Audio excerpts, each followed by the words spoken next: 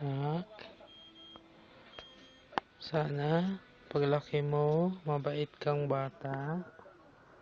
Kaya ni Mami, ano? Love na love ka namin dalawa ni Mami. Inaantay ka namin ng matagal. Mawa naman ang Mami. Siya pa nanganak. Hihirapan si Mami. Nasa ospital ngayon. Hindi natin nasamahan. Sana okay lang si Mami doon, ano? Pag malaki ka na, pagluto mo si Mami.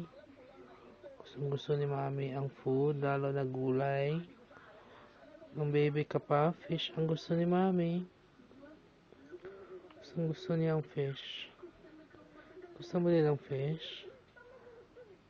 Salamat ha. At anong tawag to? Uminom ka na ng gatas ngayon.